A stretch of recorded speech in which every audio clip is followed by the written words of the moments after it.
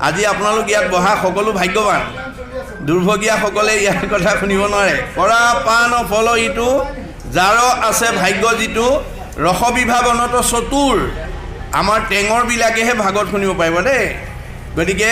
কৰা পান ফল ইটো যাৰ আছে ভাগ্য যিটো ৰস বিভাৱনত চতুৰ সাধুৰ সংগ অনুসৰি কৃষ্ণ কথা কৰ্ণে ভৰি সমস্ত আপদ কৰা দূৰ ভাগৱতৰ কথা শুনাৰ লগে লগে আমাৰ জীৱনৰ আপদবিলাকৰ পৰা আমি নিজক মুক্ত কৰিব পাৰিম সেইকাৰণে গীতা আমাৰ বেদত কৈছে ভিদ্যতে হৃদয় গ্ৰন্থি ছিদ্যতে সৰ্বসংশয় আমাৰ যিবিলাক কৰ্মবন্ধ পূৰ্বজন্মৰ পৰা লাগি আহিছে যিবোৰ গাঁঠি ভাগৱত শুনাৰ লগে লগে গাঁঠিবোৰ খুলি যাব এনে ভিদ্যতে হৃদয় গ্ৰন্থি ছিদ্যতে সৰ্বসংশয় আমাৰ মনৰ সব সংশয়বিলাক দূৰ হ'ব আপোনাৰ জীৱনলৈ কিয় দুখ নামি আহিছে আপোনাৰ জীৱনলৈ কিয় বেদনা নামি আহিছে আপোনাৰ জীৱনলৈ সংঘাত কিয় নামি আহিছে তাৰ কাৰণটো আপুনি বুজি পাব কাৰণ আপুনি যেতিয়ালৈকে আপোনাৰ জীৱনলৈ নামি অহা দুখ বেদনা সংঘাতৰ কথা আপুনি বুজি নাপাব সেইদিনালৈকে আপুনি তাৰ পৰা নিজক মুক্ত কৰিব নোৱাৰিব সেইকাৰণে আমাৰ ভাগৱত শুনিলে কি হয় আমাৰ মহাপুৰুষে কৈছে তুমি জগ জীৱ তোমাক পুজিলে পাই আপোনাক যায় যেন মুখ শ্ৰীক প্ৰতিবিম্ব মুখ দেখয় দৰ্পণ চাই আমি নিজৰ আইনাখন চালে যেনেকৈ নিজৰ চেহেৰাটো ভাল হৈছেনে বেয়া হৈছে ধৰিব পাৰোঁ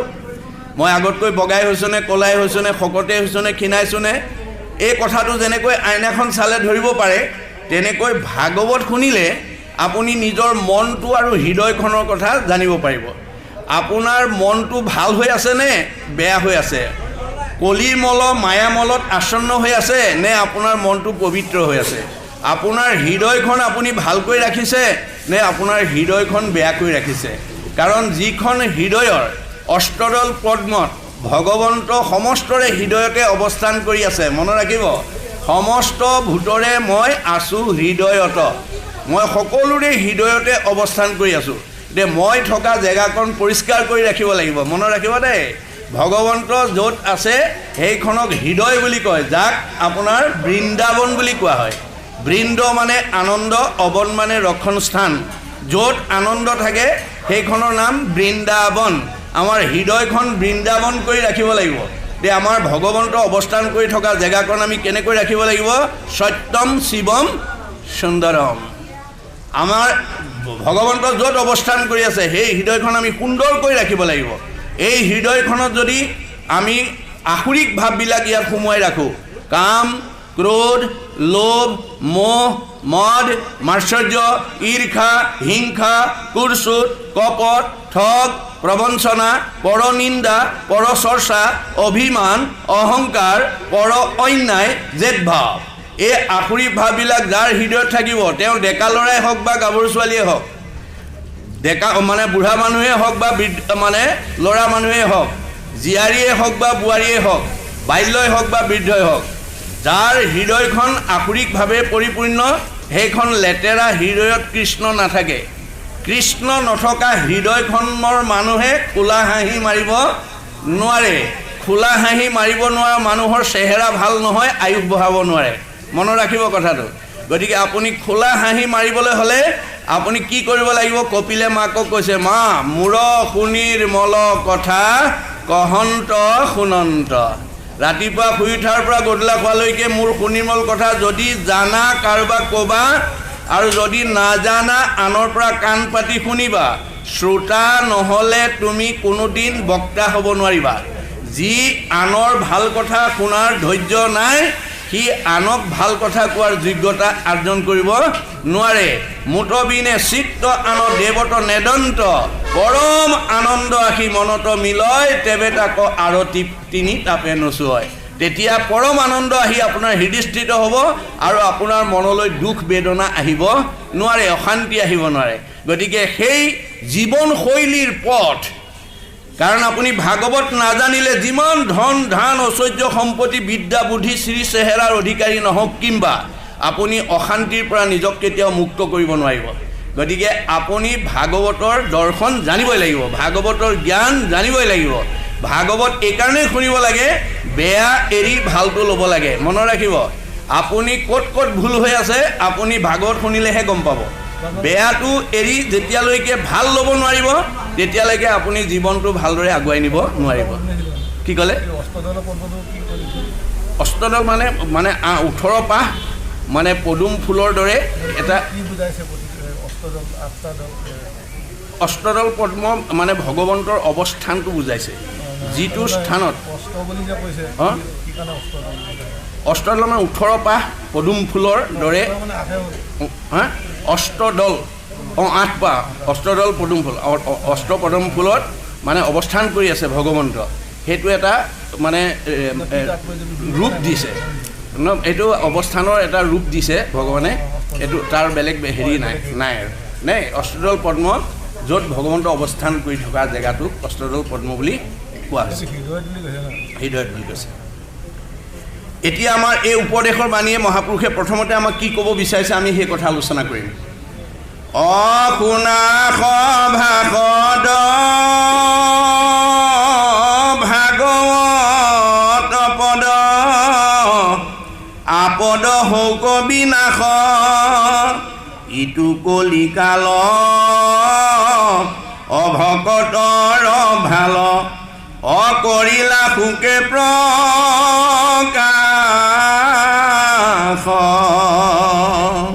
ভাগৱত শুনি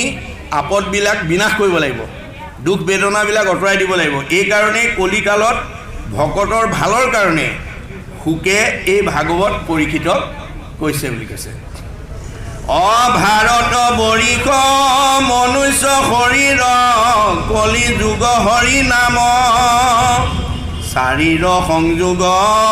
কত পুণ্যে পাইলা কৰা তৰিবাৰ কাম ভাৰতবৰ্ষত জন্ম হোৱা মানুহক মানে 4 ধন্যৰ পাত্ৰ বুলি কৈছে ধন্য ধন্য কলিকাল ধন্য নৰ তনুপাল ধন্য ধন্য ভাৰত বৰিষে আৰু ধন্য ধন্য ৰাম নাম 3টা ধন্য অতিক্ৰম কৰিলোঁ 4 নম্বৰ ধন্যটো কাৰ্যকৰী কৰিব লাগে দেই কলিকালত ভাৰতবৰ্ষত নৰদেহা পালোঁ আমাক কোনেও বাধা দিব নোৱাৰিলে এতিয়া 4 নম্বৰ ধন্য ৰাম নাম ল'লেই আমাৰ জীৱন সাৰ্থক হ'ব এই কথাটো আহ্বান জনাইছে ইহেন কলিত তৰিতে নপাৰে মনুষ্য শৰীৰ পায়া ভকতি নকৰে হৰি নুসুমৰে তাক বঞ্চয় বিষ্ণু মায়া কলিকালত আমাৰ তৰণৰ একমাত্ৰ উপায় মনুষ্য শৰীৰ মনত ৰাখিব 4 মুঠি জীৱৰ ভিতৰত মানৱ শৰীৰটোকে গুৰুজনাই শ্ৰেষ্ঠ বুলি শাস্ত্ৰত উল্লেখ কৰিছে উৰণ বুৰণ গজন ভ্ৰমণ এই 4 মুঠি জীৱ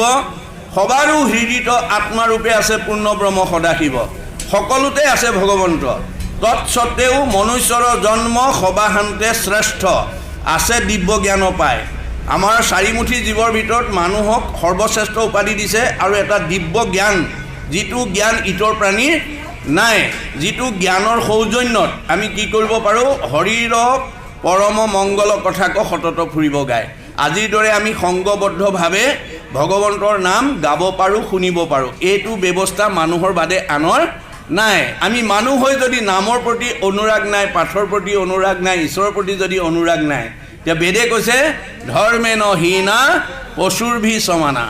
যাৰ এই ইয়াৰ প্ৰতি অনুৰাগ নাই সেইটো দেখাতহে মানুহ কিন্তু সি আচলতে পশুৰ লগত একেই বুলি কৈছে গতিকে আমি যাতে পশুৰ লগত একে হ'ব লগা নহয় তাৰ কাৰণে আমি গুৰুত্ব দিব লাগিব কাৰ ওপৰত ধৰ্মৰ ওপৰত ধৰ্মই আমাক কি কৰে ইজনৰ প্ৰতি সিজনৰ আন্তৰিকতা বঢ়াই তোলে ধৰ্মই আমাক কি কৰে একতাৰ দোলেৰে বান্ধি ৰাখে ডক্টৰ সৰ্বপল্লী ৰাধাকৃষ্ণনে কৈছে dharma is that which bind society together ধৰ্ম সেইটোৱেই যি সমাজক একতাৰ দোলেৰে বান্ধি ৰাখে which divide society breaks it up into parts and makes people fight one another is adharma আমি যদি পৰিয়ালৰ মাজত কাজিয়া কৰি থাকোঁ সমাজৰ মাজত যদি কাজিয়া কৰি থাকোঁ ওচৰ চুবুৰীয়াৰ লগত যদি কাজিয়া কৰি থাকোঁ আমাৰ মাজত যদি মিলা প্ৰীতি নাই তেতিয়াহ'লে আমি ধৰ্ম আচৰণ কৰা হোৱা নাই মনত ৰাখিব কথাটো ভগৱন্তই কৈছে মোক ভাল পোৱাৰ আগতে নিজৰ পৰিয়ালটোক ভাল পাবলৈ শিকিবা মোক ভাল পোৱাৰ আগতে ওচৰ চুবুৰীয়াক ভাল পাবলৈ শিকিবা মোক ভাল পোৱাৰ আগতে তোমাৰ ঘৰলৈ অহা ইষ্ট মিত্ৰ কুটুম্ব বন্ধু বান্ধৱ আলহী অতিথি ভকত বৈষ্ণৱক ভাল পাবলৈ শিকিবা মোক ভাল পোৱাৰ আগতে দেখাজনক ভাল পাবলৈ শিকিবা দেখাজনকেই যি ভাল নাপায় নেদেখাজনক ভাল পোৱাৰ তাৰ অধিকাৰ নাই আপোনাৰ যদি পৰিয়ালতেই মিলা প্ৰীতি নাই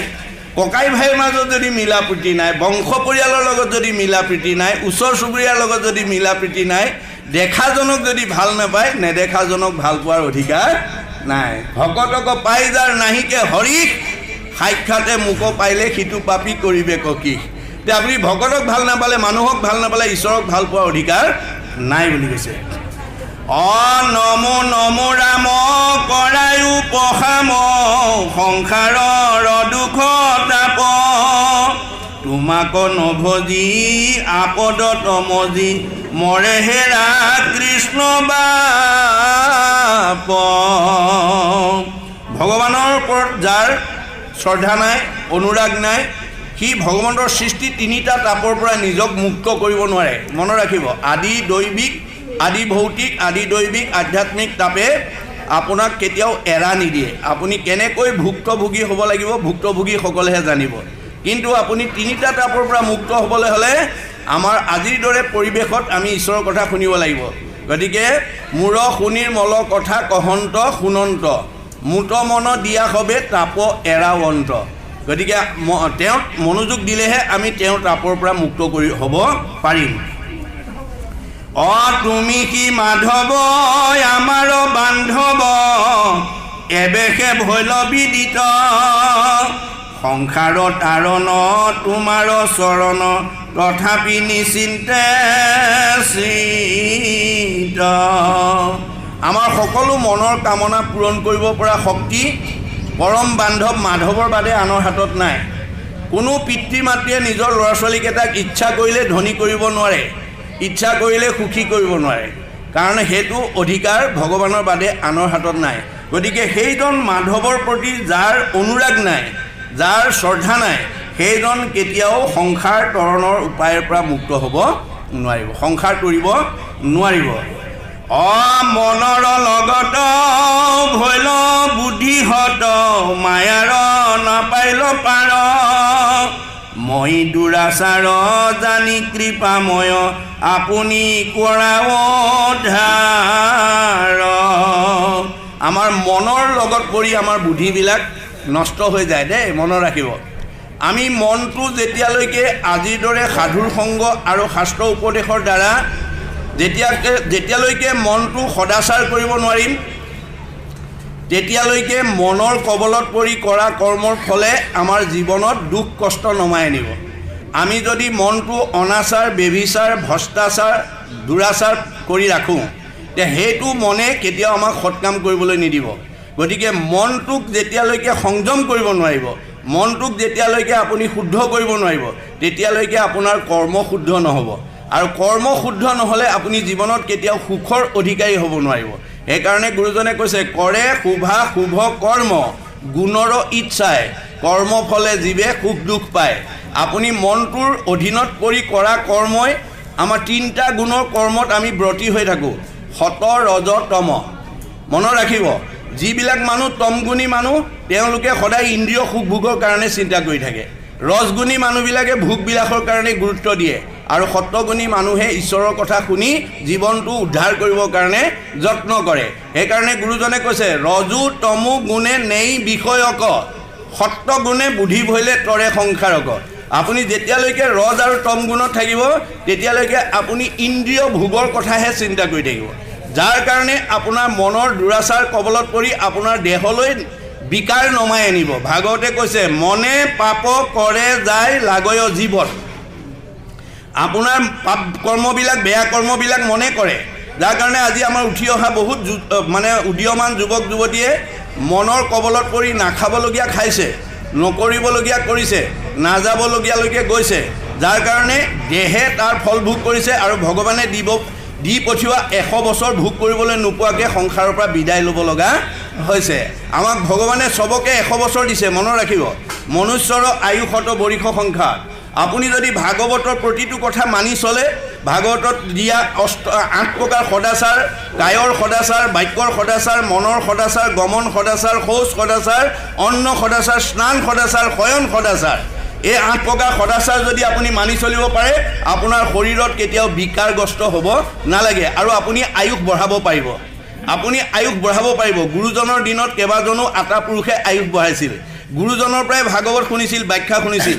কিন্তু তেওঁলোকৰ এটা স্বভাৱ আছিল, গুৰুতকৈ শিষ্য সিয়ান, খুচৰি খুচৰি লয় জ্ঞান। গতিকে তেওঁলোকে খুচৰি খুচৰি সকলো কথা শিকি লোৱাৰ কাৰণে শিকোৱাজনৰ বয়স 120 বছৰ, শিকাসকলৰ বয়স আমাৰ নাৰায়ণপুৰত জন্মগ্ৰহণ কৰা বদলা আটাই 130 বছৰ, ৰাম ৰাম আটাই 140 বছৰ, মথুৰা দাস আটাই 151 বছৰ। গতিকে কিমান বছৰ বৃদ্ধি কৰিছে? সেই বয়সবিলাক কাৰ পৰা নিব? আমাৰ যিসকলে অনাচাৰ, বেবিচাৰ, ভ্ৰষ্টাচাৰ কৰিব, সেইসকলৰ পৰা আয়ুস কাটি নি মানে নিয়ম মনাজনক যোগ দিব, বেলেগৰ পৰা আনিব নোৱাৰে। সেইকাৰণে আমাৰ বহুত মানুহে অনাচাৰ, বেবিচাৰ কৰাৰ কাৰণে নানান দুখ কষ্ট ভুগি